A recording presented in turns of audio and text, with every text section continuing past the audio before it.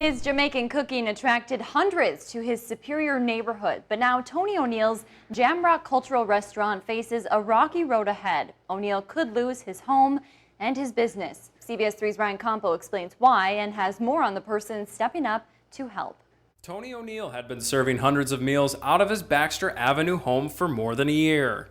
His cooking is to die for. But the day after our story featuring O'Neill, his food and lines of cars outside his house aired on June 12th, O'Neill said city leaders told him to move his operations to the Superior Business Center instead.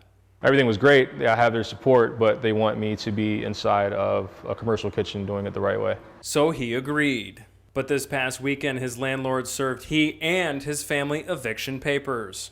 After he collected rent from me, he served me with the paper. I opened it up asking, what is this? And then I read it and I said, dude, are you serious? In the middle of a pandemic, you're trying to evict me, was my exact words. And he said, yeah, and then he gave the reasons why. O'Neill says he can't find that clause in the lease and hasn't been cooking or selling out of the home since our story aired. Still, the landlord told O'Neill to be out of the house by July 25th. I chose not to get hung up on it, to take the high road on the situation. Fortunately, a community bar decided to help. Average Joe's owner asked O'Neill to bring his cooking and cuisine to their business.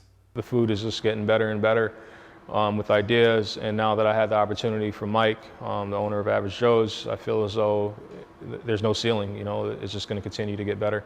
O'Neill tells us this partnership marks a new beginning.